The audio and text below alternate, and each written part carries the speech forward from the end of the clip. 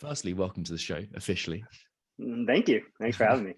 And then, I know you've spoken about this at length before, but I think it's a useful way to frame the conversation. Sorry. Talk to me about CrossFit and the House of Representatives and how you got there. CrossFit and the House of Representatives. Well, I think, you particularly. Well, I mean, since we're on the topic, CrossFit's been lobbying pretty hard for some economic relief in the House of Representatives, specifically Congress as a whole.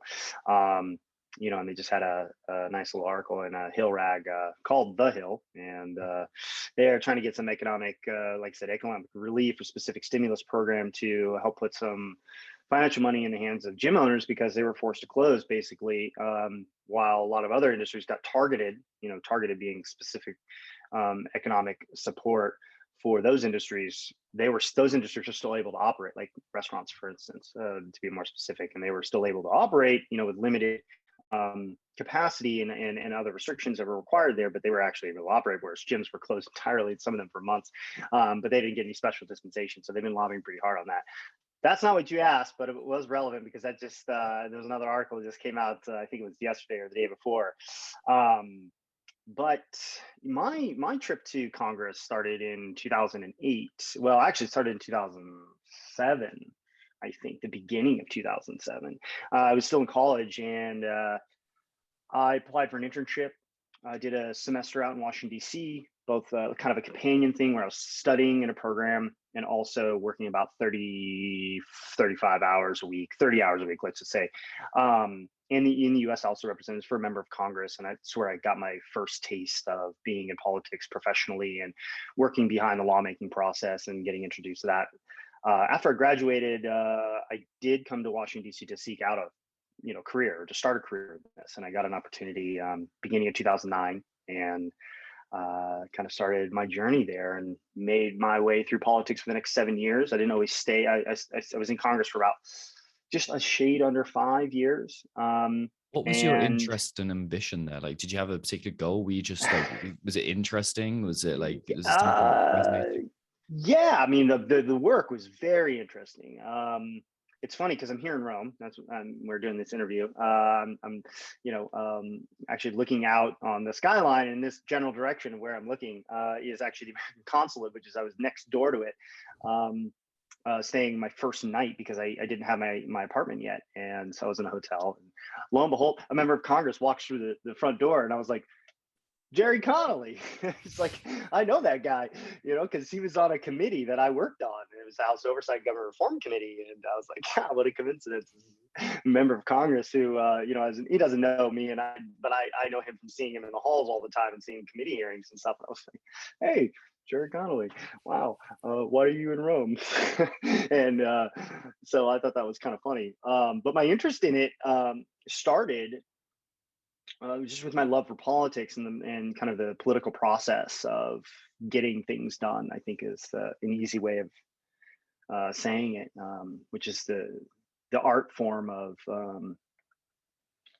negotiation and political process and weaving through and navigating that environment, and how you strategically do that through comms, through negotiation, through coalition building, through relationship building, and then executing on a strategy to get legislation passed or to get other people on board with ideas, et cetera. I just thought that was such a unique thing to do, and I loved history and I loved American politics. So that's kind of the place. If you feel like any of those things, it's kind of the place. My ultimate goal was actually to make it to the White House. So my last job in politics was kind of being the head of digital content for governor of Wisconsin, Scott Walker, who's running for president. And he lost, so my job ended, and I decided, hey, you know what? I think that's been enough for me. It's been 7 years. It's a long run, and I'm going to go off and I'm going to try some new things. I'm going to do different things in my life and see where I can take all of these skills that I've learned and apply them to another industry. Sweet. Yeah. And when did CrossFit come into your world? 2006. So at the school, the college, and guy that lives next door to me, we used to work out together all the time. His name's Matt Banward. He owns Red Wolf CrossFit in Huntington Beach. And, we'd be in the gym together, and he says, I don't know, he came up one day and he was like talking about this CrossFit thing. we're doing all those buys and try day, back and buys, or whatever. What was it? It's a chest and tries, back and buys. Okay, squat days. Right? Squat days sometimes. Sometimes, but definitely hitting the incline bench. That's for sure. So, he was doing this kind of different stuff and kind of dabbling in it, and I joined him for a workout. I think we've talked about this a couple times, because I actually am a member of his gym now, in Huntington Beach, California. So when I'm not in Rome, I'm in Huntington Beach. And so we've talked about this a couple of times. And I think we did Helen as the first workout, and I was like, and just totally demolished and completely beside myself. And we did it on a track too. So it's none of those 400-meter runs, that are like precisely 400 299 meter runs that sometimes end up happening, at gyms and whatever. I don't really care. But I've ran some 400s where I was like, wow, that was fast. 58 seconds. Jeez. That I'm not that fit.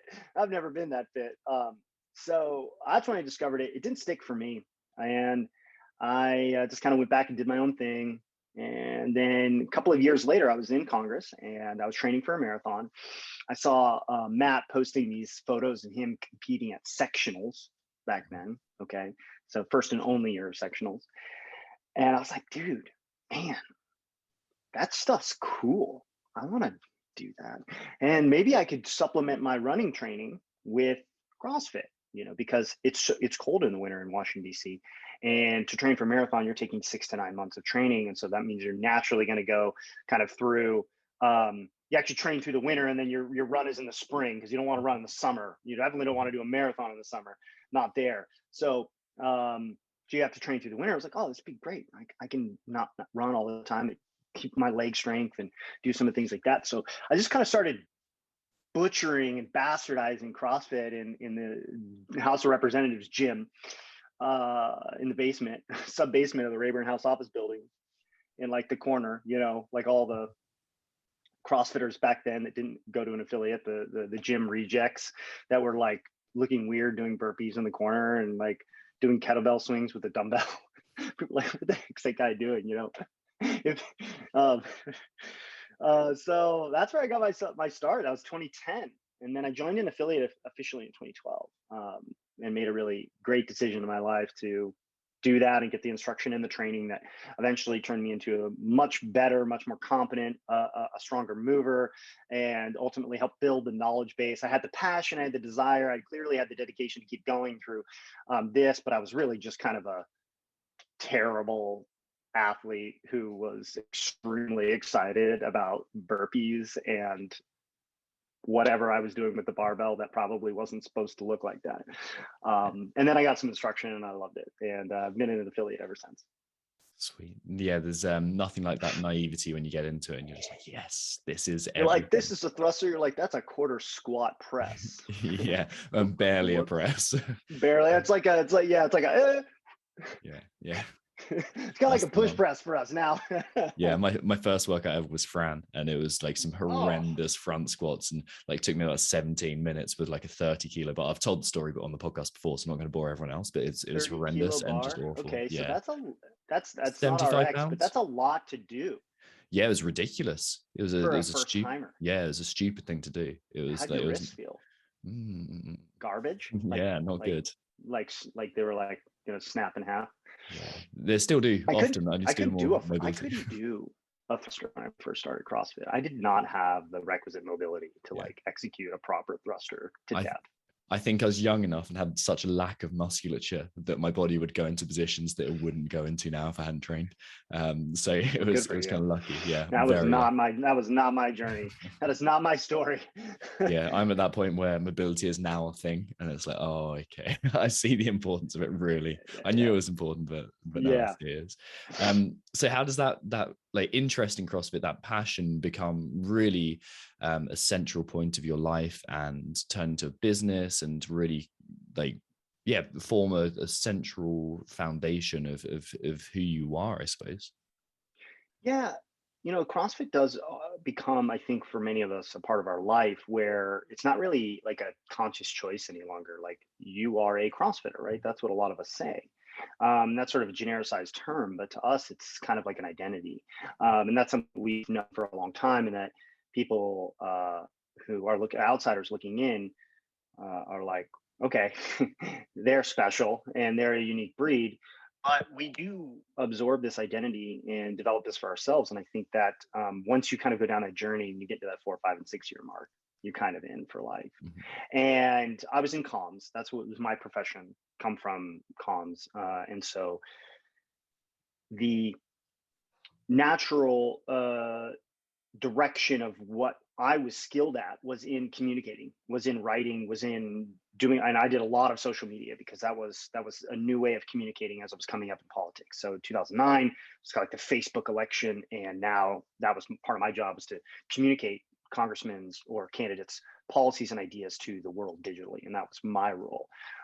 So naturally, I was gravitating more towards well, how could we do this in CrossFit? How could we do more of this and centralize and bring everybody together into something that keeps people informed, fundamentally provides a invaluable service, and the service would be basically of information, and say, look, my skill set is condensing large amounts of information, distilling that down into something that's clear and that can be digested and fun, and is actually useful.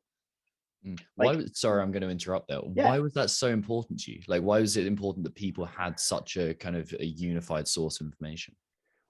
Well, what I know for sure, or knew back then, was that there wasn't one of those things. And that because CrossFit even as an industry, even if you just look at it from the United States perspective, if you take out the rest of the world, it is such a disperse group. There's no centralized location. There's no centralized level of thinking. There's independent events over here. There's independent events over there. There's independent training camps and coaches, athletes all around. There's no central location like in DC.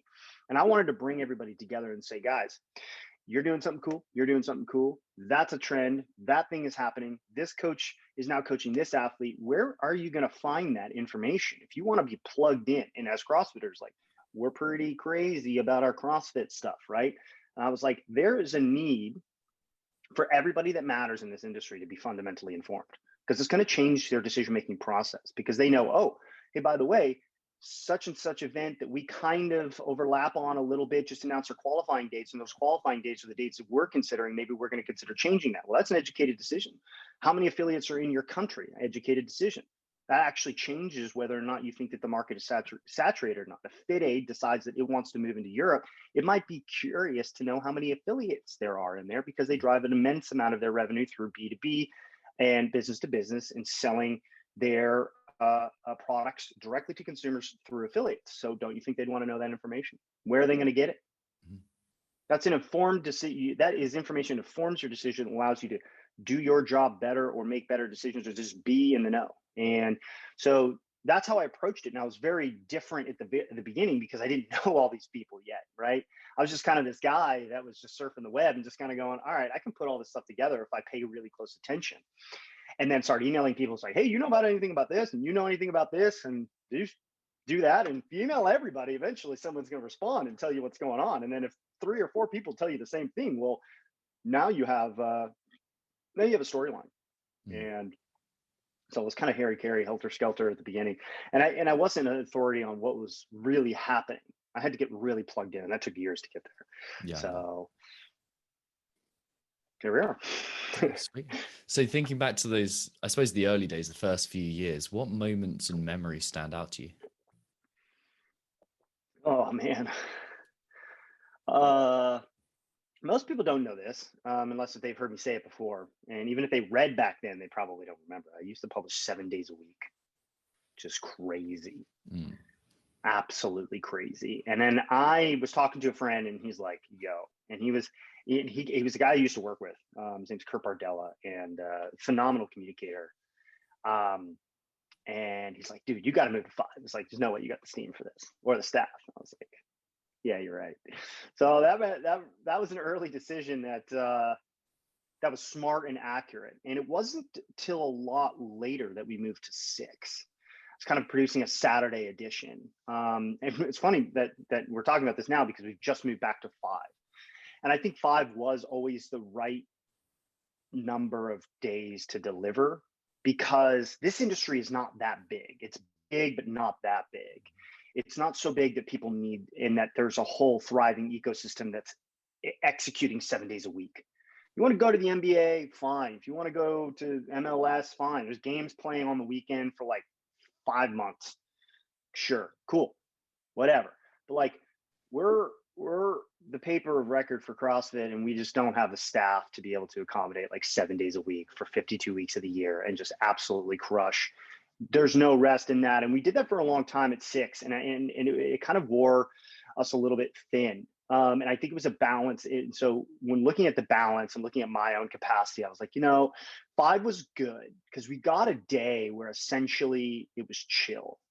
And, you really get a weekend. And on Sunday, you work a little bit more. You work a little bit on Sunday because you got to deliver a Monday morning edition, but you could do a lot of that work on Friday, to be honest. So I kind of, I came to regret having to 6. It was the right decision at the time. We were trying to be aggressive. We were trying to grow and expand. And sometimes you take some risks like that and you bite off a little bit more than you think you need. And we just didn't need to publish 6. So we moved back. So that was one of the memorable things, is like, you look at that from a business perspective and you realize, hey, you try some things, but you have to be able to pull back. And I actually should have pulled back earlier. I didn't realize that. But that's a part of being an amateur business owner who doesn't really know what they're doing and is just kind of trying to be awesome, but isn't. It's kind of like doing CrossFit at the beginning. You're like, you know what? Going unbroken on that set of 15 cleans was a crappy idea. You're like, but now I don't do that. I just do singles, and I finished earlier. That's just a part of learning. And I've certainly learned my fair share of lessons over the last 5.5 years of doing this. Yeah, it's almost the volume versus intensity argument, and it's a good way of putting it. And also just quality of movement. Like, you're kind of like, I've really, everything that I see through non-chalk up is quality. Like, it feels good and solid and stable and quality, which is something you get, and it's something you lose, I think, if you are constantly pushing, constantly delivering. Yeah, it's either that or you have to have a really big staff, because no one can maintain that level of intensity forever. You have to be able to, and you have to have to have a big staff, you have to be able to afford a big staff. Yeah. So there has to be a balance there between like, hey, how much money are we going to spend on all of this stuff? While at the same time knowing that not everybody really, there's not enough audience out here. There's only 2 million active CrossFitters. Like, we could publish, let me just do the math here. We could publish 240 stories a month, okay? Which sounds like a lot, and it is a lot. But even publishing 240 stories a month wouldn't even justify, the traffic wouldn't even justify that volume. Because there just aren't enough of them. Yeah, that makes sense. I'm like, okay. And frankly, a person, an individual really only has the capacity to read like two or three at the most stories in a day. I mean, that would be like somebody, you just knocked it out of the park. There's 3 total killers in your arsenal today.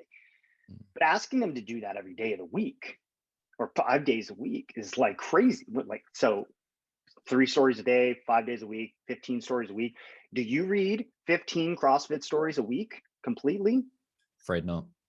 Okay, case in point, you run a podcast, so you're a guy that wants to be in the know, and you're keeping up on this and that. You might read 15 headlines, but I guarantee you don't get through half the story, and neither do our readers. And there just aren't enough readers out there to do that. It just doesn't justify it. So to produce 240 stories a month would be crazy. We produce like somewhere in the vicinity of, we do 3 stories a day, 6 days a week, which is 18 stories times 4, which is like what, 64. I could write 240 though. I got enough stuff coming my way. I mean, there's plenty of things to write about, but that's just where you look at when intensity versus volume. Just like, you got to pick and choose, and So there's almost like a parallel here between coaching careers and especially gym owners as well. It's like, okay, I've got to do more, like more hours, more this, more that. Yes. Like, I've got to push it out. And that's my worst tendency, by the way. Yeah. Okay. So this is interesting because this is me to a T. Yeah. So many of us, like, especially if we have ambition, that's what we default to. That kind of, Yeah. I'm not too sure on the phrase toxic productivity, but it's productivity that smashes us. I've never heard that And before, but it's not it's not wrong exactly. yeah. Uh, Yeah. So like there's a change in drive that happens. There's a change in mentality that happens. What was driving you when you were putting out 7 days of content a week, when you were, or 7 editions a week? well, seven editions didn't last much more than I think 2 months. Okay. And you're in experimental phase, so everything's just kind of Mhm. very experimental. Yeah. And one of the reasons I chose to do that is because what I was modeling the Morning Chalk Up after was a political newsletter called Politico, and Politico Mhm. published 7 days a week, and that's what I always knew. I always knew to drive the news, you had to be in front of people's, get in front of people every day, right? And that's what the industry that I came from. So moving down to 5 was just a realignment of capacity and recognizing my own capacity to deliver good and relevant stuff on a daily basis, but also B, the audience just wasn't going to want to digest. I don't remember what the early open rate figures were in the early days. This was very early, so I'm sure they were fine, but they're nowhere near where they are today, and it was also just unsustainable. So I made the decision because I came from an industry where that was just default. Like, there's no news that stops on Saturday. Are you kidding me? Or Sunday? Mm. That's not real. We were constantly inundated with news on a regular basis, but CrossFit doesn't need that. You don't need to get updated on Saturday unless if you're paying attention to a competition. So, which doesn't mean we won't cover competitions over the weekend. We just will pick and choose them very wisely, but there won't be a newsletter product that gets put out. You'll come to our mobile app, or you'll come to our site, or you'll see it on social media, and that's how you're going to be able to digest that content. We don't need to produce a newsletter that day. Not everybody wants to know about that competition, to be frank. Just true. Yeah. So tell me about the most challenging situations that came up in those original years. Scale is one of the ones that most founders will tell you the earliest, which is how do you scale? And one of the issues is, how do you scale if you don't have any money? Mm-hmm. Like, I don't mean like no money. I mean like no money. Mm-hmm. Like overdrawn your bank account. Like, how do you do that? I remember being at regionals and I had to like put in my own cash. So it was like, $1,300 overdrawn just on accident or something. I think I just wasn't paying super close. We don't spend a lot, so I wasn't paying super close attention. I think Facebook ads like came up with like a new bill because it has like a set window. It bills you like every $900 or something. I think it was just running and I didn't realize it. And then all of a sudden like a bill happened and I get this notification. I was like, oh crap, like we have no money. Like, I got to write a check to myself. And so how do you scale in that environment? Like, you can't pay anybody. How do you, like, I'm got to be the only guy to write stories. I'm like, I got to find somebody to write a story for like a nickel. And that has to be as good, right? Because you can't lose your quality of delivery. You can't lose your product because your content is your product in my situation. So you're like, how do we, like, would you take like $20 or something? I think I got people to write at the beginning for like $15 or $20. And even then it was hard. It was hard. And that's not a lot of money, to be honest, but it was hard to find people that were good enough, that had any kind of real skill in putting together writing in the way that we were doing it. It just was different. It wasn't this human interest story. It was like a newsy story. And so scale was the big issue. That was the one that really troubled me the most, and scaling without money. And I think I would do it differently if I did it again and be a little bolder. But the way I did it was I just saved. But that, it's funny because like once we got to like year 3, I think we were an early stage startup on year 3 because the first 3 years it was like me and just using some subcontractors to write stories that would allow us to get a little further, or have a little bit extra in the newsletter that day because we were able to rely on somebody else's piece. And then I kept doing the same amount. So I basically kept my volume the same. And then I tried to get another one. And then I tried to get another one and then kind of move that way. And then when it didn't work out or the person was done, okay, I got to find a replacement or find somebody else to contract. So it was kind of in that game of just finding people that wanted to contribute, and had to get really creative. Definitely made me scrappy from a creativity perspective, but the 3-year sort of on ramp where you're basically like beta testing your development, because no one's spending any money with us. No one's buying advertising, or the ones who are just not, you're not even reaching a critical mass where you have like 50, I don't think we even did $50,000 in a year in advertising in year 3. So those what are you gonna do? turns of the flywheel, they take a long time, don't they? They're just like big, Yeah. slow, and you're just grinding away. Jeez, grinding it out, it out. 1s and 2s, 5s and 10s, 50s would be unbelievable, So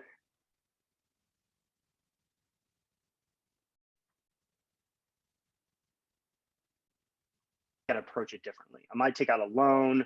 I might, I don't know, take a different path perhaps, and just make an adjustment. You could do funding and early round funding, pitch somebody on the idea and say, hey, we want some kind of, early adopter, that pitch them on the idea and do that. And there've been plenty of people in media that have done that. I just didn't. I wanted to do it on my own terms. Yeah. And I think that's like a first entrepreneur like mentality, is like, I want to do it on my own terms, right? Like also I didn't really know what I was doing. I still don't know what I'm doing, but I really didn't know what I was doing back then. And I don't think I could have even justified the ask for, oh, can I have like 50 grand? And they're like, what are you gonna do with it? And you're like, stuff. Yeah. Let's see. Stuff, like things. I don't know. What would you do with it? Yeah. And you're like, oh, no, you're supposed to tell me that. You have to check. I'm like, oh, stuff. I wouldn't have had a good answer, and I wouldn't have known what a good answer should have been. I would have made something up, and maybe I would have gotten the 50,000, but I would have known what was right. And so scaling without money is one that's unbelievably challenging. I just think, honestly, and how we got here is I just really literally outworked the problem. And that's one where brute force was necessary, but man, it was a killer. I mean, just a killer to get there. And a long slog. So I wouldn't want to go back. Yeah, it's interesting because like in every form of success, however you want to phrase it, whether you define yourself as successful or not, or doing a challenging thing, there are these corollaries where you delay gratification, where you have the initial 3 years of like, man, what am I doing? You're very lucky if you get into it and you hit this flow. So yeah, it's interesting to see like coaches will resonate with that, athletes will resonate with that, box owners will resonate with that, people who own online coaching services like myself will resonate with it. I see the same thing when it really. I think for the business-minded listeners, I think when you're really, really young, it's okay to immerse yourself into. It's always okay to immerse yourself into something, but I would say this: you have to have an enormously loyal and important support system to do that.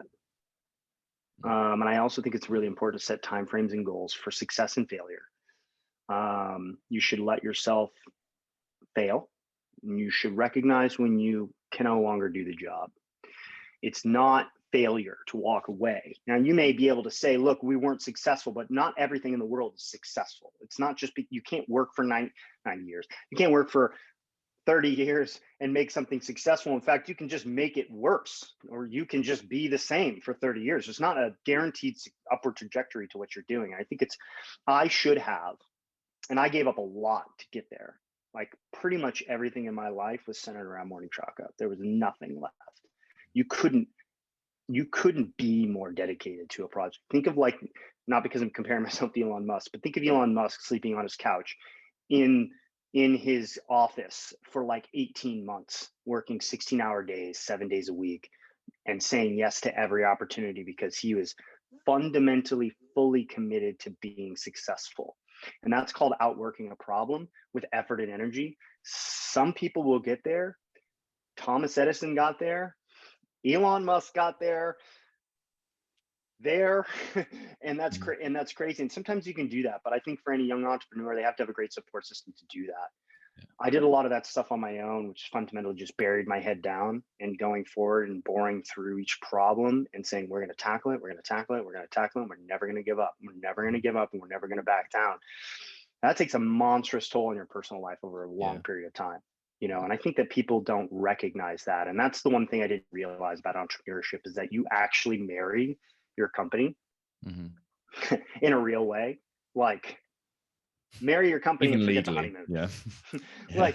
Yeah. Sometimes legally, and people don't recognize that. And that I didn't recognize in the beginning. I think for any first time entrepreneur, somebody who's diving into maybe even taking over a company, because once you commit to it, like, you're kind of in, it's kind of like getting married in a sense, but you're like, if you do it alone, it's like being a single parent, not because it's really like being a single parent, which is a fundamentally much more challenging endeavor than this, but you don't get the support from others. You're kind of on your own. Like, you got to make your own big decisions. You got to live with them, and you don't get to walk away. You do. Yeah. Well, you can file for bankruptcy. You can, if you have any debts, you pay them off. And if you have any money left over, and then that's what you got, and go get a job. Did you have a clear vision of exactly what you wanted to create at the time? And yes, I did. And is that the same as the vision that you're looking to create now, or exactly where you are, or has it morphed and changed? No. Yeah, of course. We started out very simple. We are going to deliver Morning Chalk Up is a daily Monday through Friday daily newsletter that brings together all of the things that are happening across the CrossFit world, the sport and community, in a 3 to 5 minute read every single day. That's what we started. Still kind of what we are, except we became more of a multimedia company. Instead of aggregating what was going on around and contextualizing that for you, we're now kind of leading the news cycle, in the sense that we're writing stories ahead of time. We're leading the news charge, and our audience reaches significantly larger. We're getting a lot more pitches and a lot more exclusives and a lot more embargoed stuff. So now, in a sense, people are getting more of their news from us, whereas we were taking what everybody else was publishing, and then we were kind of bringing it in-house and saying, hey guys, like, I know you don't follow everything, so follow us and we'll give you what matters. So that's where things have changed a little bit. We became a lot more of a multimedia company after 2018 changes, and we were sort of one of the only news outlets reporting anything at that point. And there was massive layoffs going on at CrossFit. And so I saw that as an opportunity to say, look, if we were ever going to do it, now is the time. So we're just going to dive headfirst in, figure out what our audience wants to see, figure out how to monetize it, do that at the same time. And I guess I'm going to be traveling overseas 20 times a year, which is also crazy. I remember hiring one of my staff, like, on a plane after landing from China on my way to London to go to Dubai, because I had like this daisy chained trip that came about, have to go from China to Dubai via Los Angeles and London. And I was like I landed in London, landed in LA, had 90 minutes to get on another plane. I didn't check any bags. And I had to go out of security and through customs and then up in. I grabbed a shower in the lounge and got on a plane. I called the guy and I was like, hey, okay, you're hired. And I was like, I got to go. The plane's taking off. And I'm like, what is that? And so that was diving headfirst into being more of a multimedia company. And we started filming a lot of recaps at these events and trying to bring coverage and interviews, et cetera. I think we're going a little bit more back to our roots, though. We experimented with that a lot. It was phenomenal. It got our name out there. We got to know athletes and venues and organizers and fans from other countries. And that was fantastic. But, media changes and media shifts all the time. And I think media is shifting again here, especially as CrossFit's building more of those, their arsenal of media operations again, and they're continuing to do more video. There's now no longer a need for a lot of other people to do that. And there's some great video producers out there that are creating content both independently and in coordination with events, and et cetera and stuff. And that was just kind of this vacuum area where we said, look, we're going to step in. We have a global presence. So we're going to try this, and we're going to try these new things. And so we're kind of going back more towards our core base and living in those lanes a little bit. And I think that's another lesson for entrepreneurs, to say it's okay to step outside of your lanes and experiment with it. Try not to get pulled too much. But define lanes for yourself. In the beginning, our lanes were extremely clear. We didn't have a website for literally 18 months. We're just a newsletter. That's impressive. So we had a landing page where you could sign up, but that was it. And then like in 18 months in, we kind of had this like newsletter archive. So like, cause everything was a newsletter. We weren't building content specifically for the site. So it was like newsletter archive was basically the homepage and only page. And then you clicked on it and you got to the the archive page itself for that day's newsletter. Otherwise, it was a subscribe page, and that was it. And that's literally all it was. And there's simplicity in that. And there's success in simplicity. There's success inside of discipline. And you can find that. It's like, no, you don't need to do like 450 different squat variations. In fact, you could probably just stick to 3. You know, you could do the front, you could do the back, and you could do some lunges. If you do those 3 things, you're going to be pretty great. Now, you could do some other ones if you're perhaps having a weakness in a specific area, or maybe you're having issues with depth. And so you do a front foot elevated, split squat instead of lunging, or you do a front rack lunge because, you need to work more on your front rack mobility, or your singlet, whatever. You guys get this, but you don't need to have 450 different offerings to be a successful company or to have value that you give to your customers. And so we're trying to get a little bit more like that. And that's kind of also why we moved down to 5 days a week, which is like, we move up to 6 when that opportunity came. We're like, all right, we're going to push more. And now it's like, okay, pushed enough. Let's take a step back and let's make sure our product is quality. We can pay attention to detail, pay attention to our customers in a way that continues to show value to them. And so lesson learned, but it's worth a shot. It's always worth a shot. Of course it is. Because what would you aim at if you didn't give it a shot? We spoke about identity, and you actually mentioned how CrossFit kind of becomes your identity when you're a few years in. It's like that's all you do. When did that identity, or an aspect of that identity, go? Okay, mountaineering. That's a key interest. Yeah, that's a fun one. Sorry, I'm being attacked by a fly. Yeah. So when did that come into your life? Mountaineering or mountaineering? Mountaineering. Okay, so mountaineering came in a little bit after I moved back to California to start Morning Chalk Up. It was kind of this, when I left politics, I said, look, I want to fill my life with things that I was putting off. One of them being in the outdoors. I love the outdoors. I think it's just amazing to be inside of creation and just see nature and experience it, just be a part of it. Something I never got to do, or got to do once or twice, rare occasions. And I didn't grow up going camping or being super outdoorsy. I loved it, but I didn't do it. So I was like, I'm just gonna kind of start walking, kind of thing, like Forrest Gump. Like, well, why are you running? You're like, well, I just kind of started running and it never stopped. And then you start running a little faster, and then you run up hills, and maybe you leave the street and go on the trail. And that was kind of what happened with me. So it was just a natural sort of evolution where I started, hiking little trails. And then I was like, oh, maybe we'll hike up a mountain, and I'll take my dog and maybe we'll hike up a mountain together, and maybe we'll hike up a bigger mountain. And then I was like, well, maybe we'll hike up a mountain with snow. And I had a friend that I met at CrossFit, named Anya, and she was in DC. And I saw these photos she was posting with ropes and axes and crazy things, carabiners and stuff. Exciting, and I was like, whoa, what is that? Yeah. And she's like, oh, I've been seeing you doing a lot of hiking and stuff. I was like, yeah, I don't know what you're doing, but you ever doing this out west, you let me know. I would love to get some experience with it. And so, I had a little bit more experience after that and kind of had some cool things. And then she invited me on this trip up in Washington, and just like, yeah, we're going to be climbing this mountain. It's called Mount El Dorado. And, here's your gear list and things. And I'd done a little bit of snow stuff. So I'd walked in crampons before and used an ice axe and kind of traversed snow fields and gone up snow slopes and stuff. So I had a little experience. I'd done this with a buddy down in the Sierra Nevada area.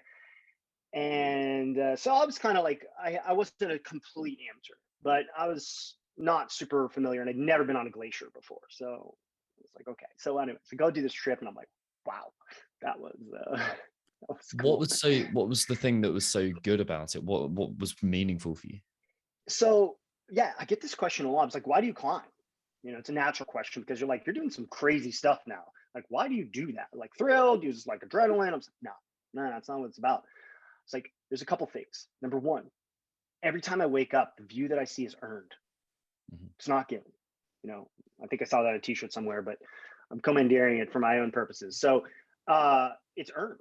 Every view you see is earned, and you might be the only one looking at it. that way, from that distance, from that elevation, through that vista, through that scenery. Number two, mountaineering requires you to marshal all of your best assets together. It's not specific, it's general. So it's a lot like CrossFit in the sense that you need to know how to do snow, ice, hard pack, traverse terrains, glaciers, rock, climb it, protect others, assess it, evaluate it, read weather, prepare your food, your calorie intake, etc., and then physically tackle the challenge. You have to obviously have the mental capacity to execute the strategy of doing this, and then you need the physical capacity to execute physically climbing. And it is not easy. It is always hard. It's never straightforward. It's never the way you expect it's going to be. You'll constantly have to change. And so when I get out there on the mountain, it's like my moment was at 1,000,000 miles an hour, and now it's like tunnel vision focused into this thing. But I love challenges. I like challenges in my life personally. I like challenges in my life physically. I like challenging myself mentally. There's no better way to do that, because it's like doing a burpee. You can't fail a burpee, just like you can't fail a step. It's just about your choice. It's about deciding if you're going to move forward or not. It's about conquering your fear. It's about learning, and it's about adjusting, and it's about growing. And those things are what we do at CrossFit. That's CrossFit for you. It's a little less mental it's mental in the sense of in keeping yourself engaged and working through the problem and not giving up. You don't need to know as many technical skills. So it's not like learning ropes and like tying knots and, how to set up an anchor point here and, how to protect this route. Not like that. And it's not technical in that sense, but it involves all of those elements. And so those three things that get challenged every time I go into the mountain is what keeps me coming back. And then your reward is knowing that you've challenged yourself and you've grown, and you get to seek out adventure wherever you are. And then when you get good enough, you get to climb wherever you want in the world, which means I can see things nobody else can see. I can experience things nobody else can experience. I can give and live my life in the way that, makes me happy and builds up the people that are around me. And that's fun. That's the best. That's it to me, is saying you have done something with your life that isn't mediocre. You could take climbing mentality and put that anywhere, right? You could be in sailing. You could be into, you don't even need to climb. You could traverse on snowshoes across Greenland and have require all those same skills. It doesn't have to be up a mountain. It could be whatever mountain you choose in your own life, and you can do that, and you can share that with others. Yeah, that's why I wanted to ask you about it, because there's so many transferable skills. There's from a mental perspective, it's like you can see why it's the metaphor that everyone comes down to. And it's a long hero watch an hour, right? Think of Murph, right? Yeah. Murph is a fatiguing workout for whomever you are, except an absolute elite athlete. I've done Murph like 9 times, probably 7 or 8 of which were with a weight vest, probably 4 or 5 of which were unpartitioned. And so you get to the point where your body is like, nope. Mm-hmm. We're kind of at that point, and you have to decide to choose to move. You choose to move, and the choice is perhaps the biggest and best lesson that you take away from being a CrossFitter, is that you've chosen to make a sacrifice physically that hurts. Okay, so when was that choice the hardest to make on Denali? Denali was always easy. Yeah, always easy. I was fully committed to Denali. Denali climb was extremely hard. Yeah. Very hard. But I was never, ever thinking I was going to go back. Okay. Now, I recognize I might not have gotten to the top, because sometimes you get weathered out.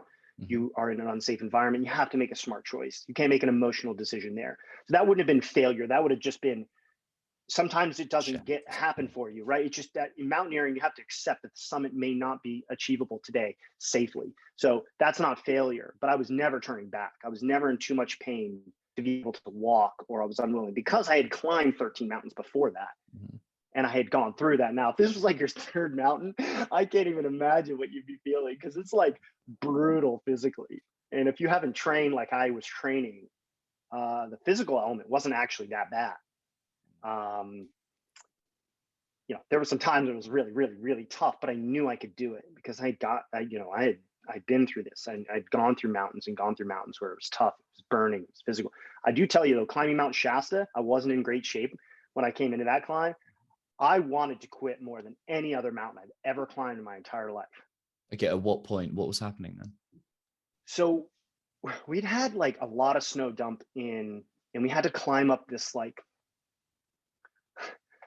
it's like 3.5 or 4,000 foot snow slope where it literally, not literally, but feels like it'll never end. And this was for hours and hours and hours and hours, and then some more hours. We climbed for 9 straight hours.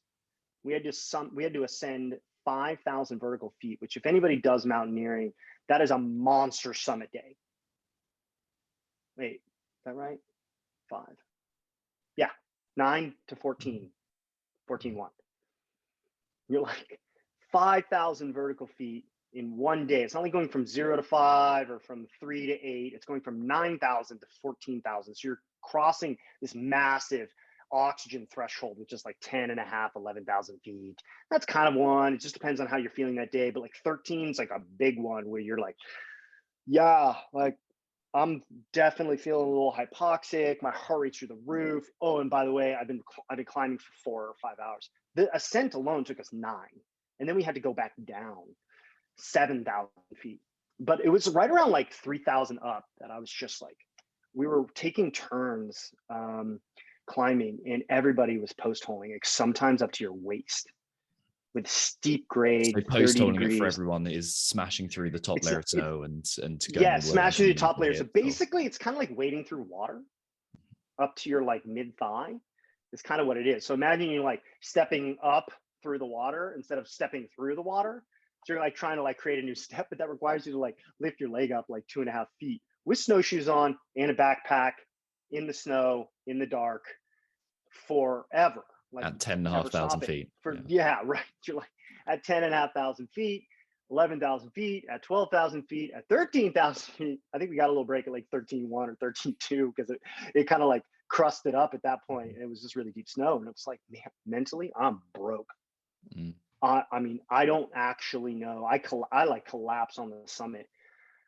I was beat like I'd never been beat before physically. And that was a great challenge because I got a similar climb element in Denali where there was a segment of the climb that was almost that bad. It was like 12 or 13 hours ascending with sleds behind you up steep slopes in really nasty wind and whiteout conditions at times where visibility was like 50, maybe not that bad, 100 feet. By the way, that's actually pretty bad in general, but as long as you can still see the people in front of you, so you know you do have a point of reference, but you have crevasses to deal with, and there's a realization of actual physical danger in this situation, and then you can't hear anything if you fall into a crevasse. So mentally, having to stay very engaged, and the climb was brutally physical, and it really felt a lot like that climb. So I'm glad I had gone through that and had my butt totally just destroyed. And but these are the things that you choose to do. You know, people are like, why do you do that? It's so bad. I'm like, hey, guess what? Life's going to be hard. I know what I can get through. I mean, I know this is physical, but you make choices every single day about how you're going to approach the way you live your life. I think that translates in its own way. And it translates for different people. You don't have to climb mountains to be able to take on big challenges, et cetera. But this is one of the ways that I express that too. And I'm allowed to have some fun while doing it and make some great friends. And I climb with some of my best friends now who I met climbing. Never would have met them. They all live in different places, but they're amazing people and they're phenomenal climbers. They're actually far better climbers than I am. I'm always kind of amazed at how little I know whenever I'm around them. And feel sort of like they're the cool people to hang out with, right? Like they're the people you're like, oh, I'm so grateful I know you. Yeah, I know. Maybe we'll go down to like 3 days a week and I just become a climbing bum.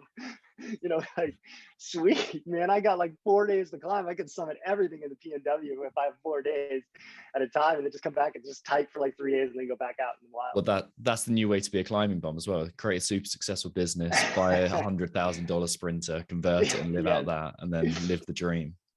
That's super accurate.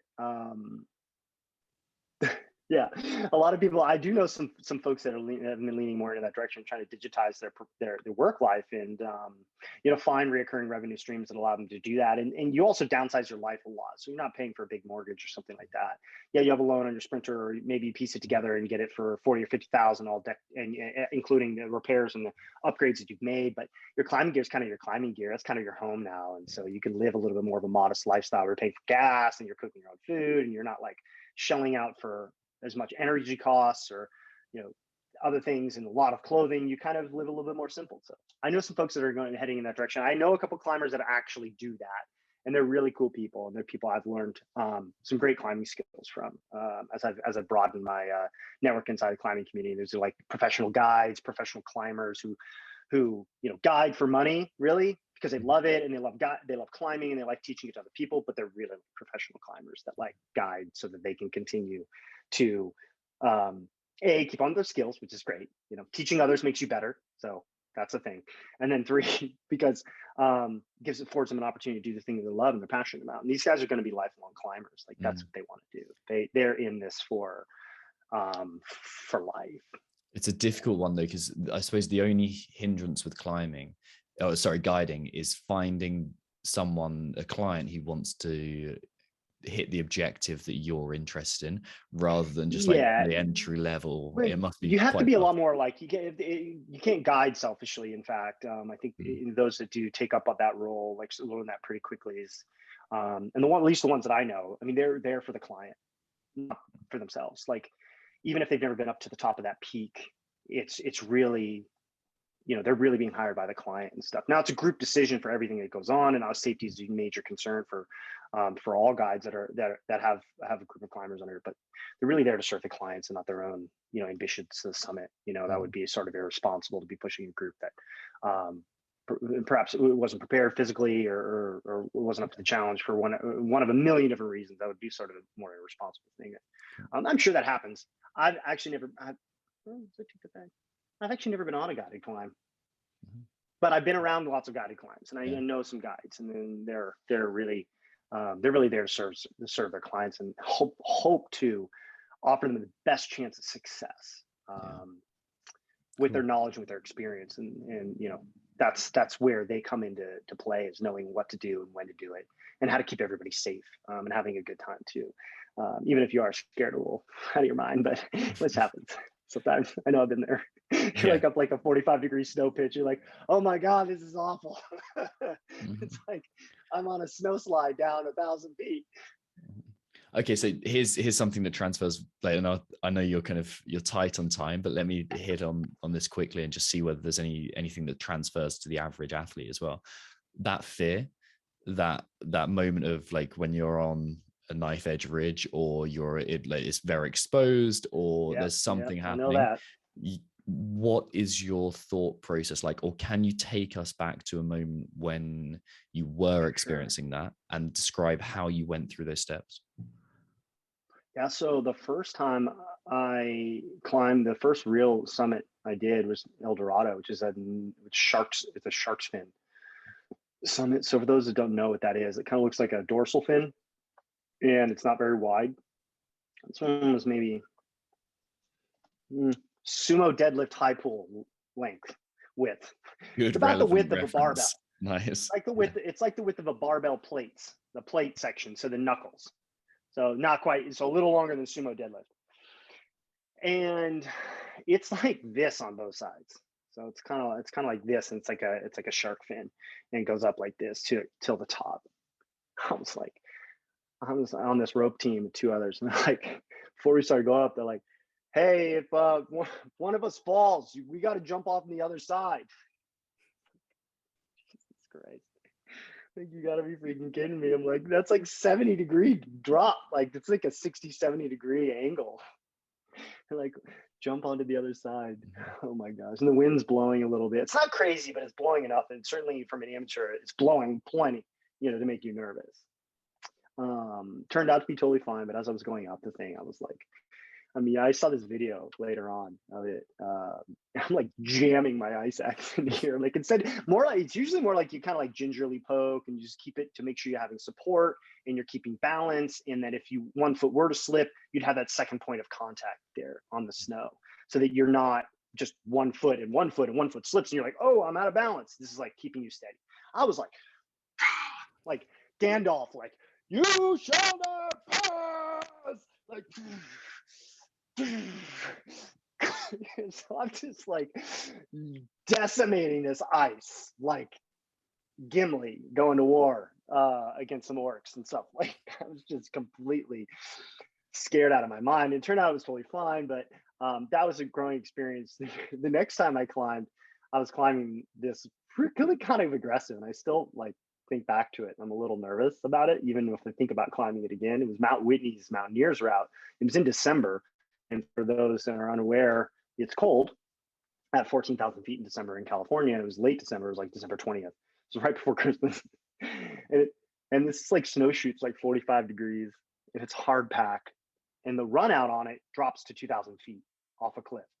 So like if you were to not be able to self-arrest, which you probably wouldn't be able to do, I'm just being completely honest. Like you probably wouldn't be able to self-arrest it. It's reassuring to think, oh, I could probably self-arrest on this and jam my ice axe in, but this one, I was only kicking in like less than an inch, maybe, which is enough to get good footing and to climb. Just if you were to make a mistake, and I was still very much a novice, it would be problematic to say the least. So I was like out of my mind freaked.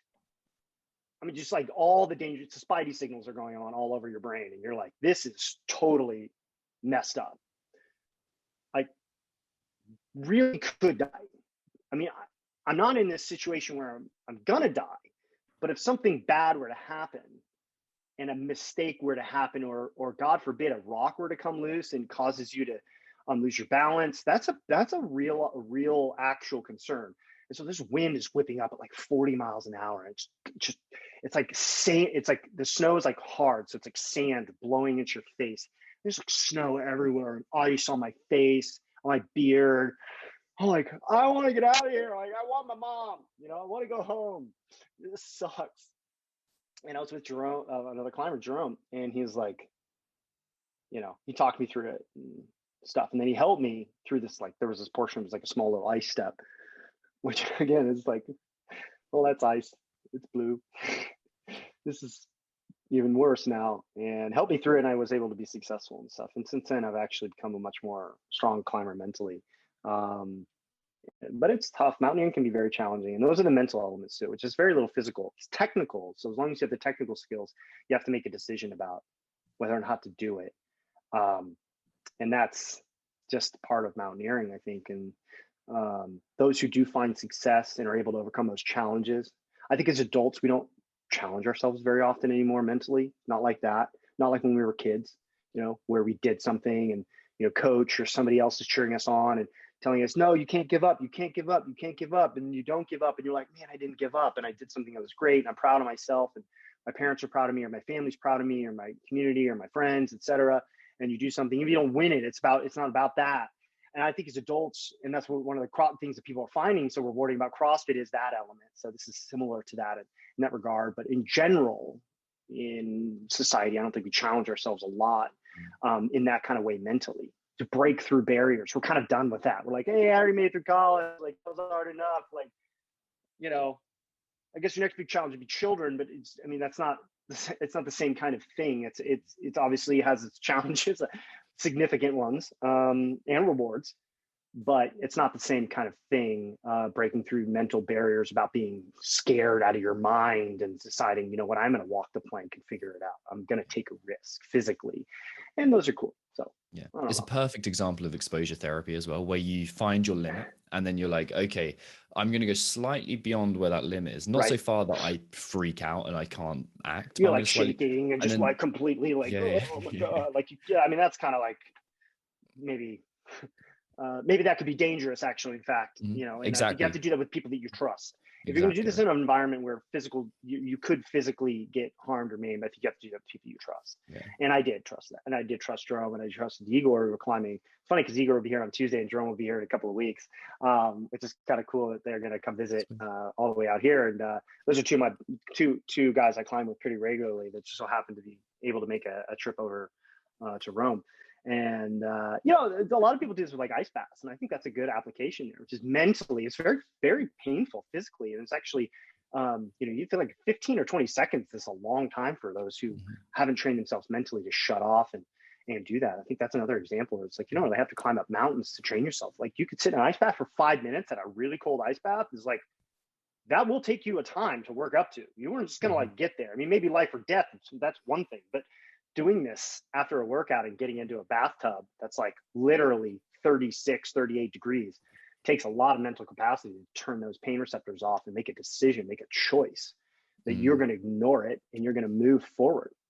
I'd say the interesting thing, the most important step there is like, instead of pushing it away, you actually just have to observe it and really go, okay, I am feeling shit scared right now. I am in discomfort. And then you're like, oh, okay, now I'm scared. I know that now I can act. Yeah. I think it's okay to do that. And there's been times where I looked at Jerome, I was like, I'm freaking out. Yeah. Like, I'm not gonna lie. And he knew it. He could see it. He could tell. And you can always tell when someone's like, are you sure you need to go that way? Like, what if we just kind of like went around? They're like, oh, around, like what? Like all the way over there and then up there, you're like there, and then that thing, you're like, no, like it's like 20 feet. Like, no. I mean, let's look sketchy. Yeah. But it's okay to embrace the fear. I think you have to recognize it too in certain circumstances. You can't just, you can stomach it too. I stomach it now. I see those things and I just go, okay, it's time to move. Right. But that came with the development. That came with a lot of development. It takes that exposure therapy to do it, to prove that you are stronger than you think you realize. And then I'm even stronger, so I can do this next thing. And maybe I can push that. And maybe I can push that. And maybe I can push that. And that's how people get over their fear of box jumps. It's how they get fear of injury. Oh, yeah, good. That's a great point. Box jumps is a perfect example of people just having just this acute fear, like knee shaking fear. And you're like, okay, well, yeah, all right. Well, we're not going to do a 24-inch box jump today, then, are we? Exactly. Clearly not. We're going to use a plate. We're going to use a pad, perhaps, or something. Something soft, something that's not abrasive, but it's 4 inches, 6 inches. Okay, maybe 10 inches and stuff. And those are successes. Those are small mountains. I liken this as that's why I said in the beginning. Look, it's like it doesn't really matter what mountain you're climbing. Just climb one. Do this. And I think you'll find that you are proud of yourself for the things that you've done. I look at it, other people that I know that have done similar things with their life, and their own personal self-worth is increased and changed significantly because of that. And it's been really inspiring to watch. And so one of the things that drew me to Morning Chalk Up was the best of what CrossFit has to offer, which is sort of a renewal of body and mind, and those challenges that are presented to people that have never been asked to do anything hard in the last 40 years of their life are fundamentally believing in themselves in a way that they never believed in themselves, maybe ever in their life. I think of people who are overweight, or I think of people who perhaps have a deformity or some kind of adaptation.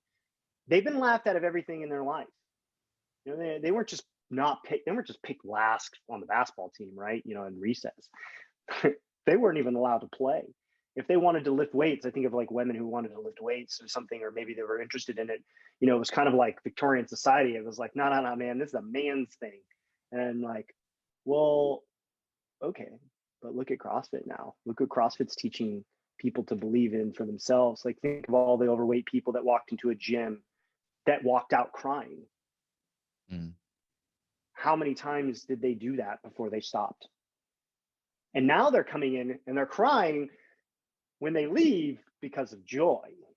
Because the change they've seen, because they've seen the change that's happening in themselves physically, but the restorative power of community fitness to change the mind, I think, is one of the things that draws me the most to CrossFit. And it is one of the things that we've wanted to and have tried to continue to talk about. in publishing stories and publishing different pieces and highlighting feature stories, etc. It's looking at that and saying, man, how many people walked into a gym broken inside from something, right? It doesn't matter what it is. And the restorative power of fitness, the restorative power of community fitness specifically, because nowhere else in the world, challenge me on this, I don't even care. I'll go to the mattresses on this one. Nowhere else in the world is a fat, overweight person who's not attractive or cool or has friends or is popular, cheered on a rowing machine, giving everything they've got, being the last guy or girl finished. There's nowhere else in the world you see that. Nowhere else in the world will you see a guy or girl jacked out of their mind, completely just total Spartan-esque, right there with that person, cheering that person on, and 20 other people surrounding that athlete going and moving. You won't see that anywhere else in the world. No way, nowhere. Won't happen. Not going to happen. And so I think that's one of the biggest draws. And I think that's where you see mental transformation inside of CrossFit. You see a renewal of spirit, of mind, of an individual's confidence, et cetera. And I think those things are just unbelievably invaluable. And I think CrossFit's value for most people is finding something like that. Hey, I can move better. Hey, I can move with my kids better. I can move with my spouse better. Maybe I have more confidence or,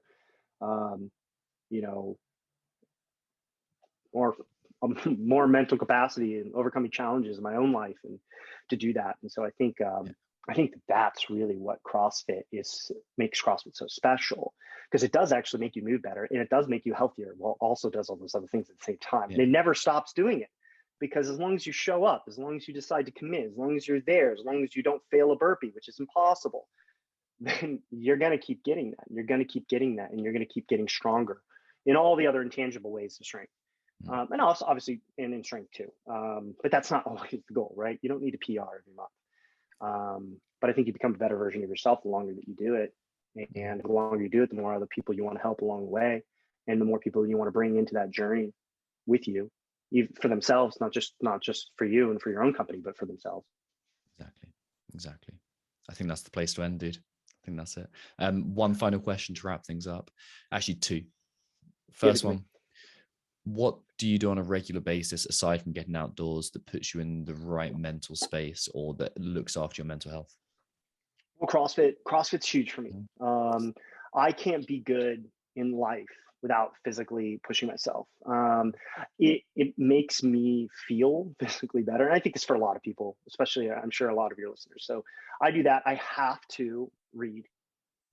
I'm not myself if I'm not reading regularly. It doesn't really matter what it is. I just need to read regularly because I like to challenge myself mentally. I like to challenge myself physically. And so those things are super important to me. And if I'm not doing it, I'm actually not staying in my equilibrium. And number three, I actually need alone time. Too much can be very bad. But like if I'm constantly around people, I need to recharge myself. I don't realize that like work drains me a lot. And so if I don't get an opportunity to recharge, if I don't get an opportunity to have some alone time, sometimes it's just veg. And that's sometimes also about reading, which is alone time. And you can't really do that, in the middle of the living room when your whole family's hanging out. This is not really the moment for that. At least wouldn't be for me. Maybe some other people can, completely immerse and focus on that. And they're great. Cool. That's you. That's not me. So reading helps me establish a little bit of alone time, just that I need to actually recharge. Sometimes it's just watching TV, which is kind of silly, and I don't really watch a lot of TV, but I do like to throw on a movie or something like that. I like to dream. And I think movies sometimes inspire me, and I need inspiration as an individual. I can get very down on myself if I don't get inspired, and if I am not helping myself stay inspired because I'm working so hard. And working so hard can drain you mentally. And that's kind of why I said you also need a support system. I think that people who are in your corner that can recognize when you need those things and that can come and help you. And so, those are some of the things that I do. Yeah, that solitude is so important. The time to yourself. I think we kind of think it's sometimes like a sign of laziness. That's something that I battle with quite a lot. Like, if I take some time off and I'm not being productive, then I'm being lazy. I feel the same way. Yeah. And it's super important, especially for pretty much anyone in Western society today, because like if you're not being productive, you're not being worthy. That's the thing that we put out. So yeah, some time by yourself is equally as valid, equally as important, and as time being productive. And that's something we have to teach ourselves. And reading as well, like broadening your horizons, gaining different perspectives on reality. It's super important. So final question then, where can people find you? Where can people learn more about Morning Chalk Up? Like send us the relevant links. Morningchalkup.com. Sign up for our newsletter. We'll give you a whole good mix of what's going on in CrossFit every single day, 5 days a week. Sorry. Not every single day, 5 days a week. You can follow us on Instagram too, Morning Chalk Up, or Instagram.com/Morning Chalk Up. And we hope you subscribe and check us out and let us know how we can do better. Fantastic, man. What's the next objective for mountaineering? I'm kind of in Rome for a little while, so I'm keep myself here. When in Rome, I'm when in roaming it, eating pasta and stuff. So this next objective is to find the best pasta in Rome. So that should take me the better part of a decade. But I only have 2 months to do that. No climbs scheduled right now. I kind of missed the climbing season because I committed so much to Denali. I was there climbing for almost a full month. So that was a big commitment and a huge commitment from work and to step away. And so I think I might have to wait till next season, but TBD. I might be able to pick something up in the winter. I do like winter climbing. So. Okay, sweet. So 2 things then. If you're in BC in February next year, like so am I. So we can there's a few mountaineering routes. And second, if you're ever in the UK, let's take up some mountaineering in there as well. Sounds there's good, some good stuff. Not as high, but some good stuff. Hey, it's not about that. I'm all about it. Thanks, man. Awesome, appreciate it. All right. Thank you so much for your time, dude. Yeah, talk.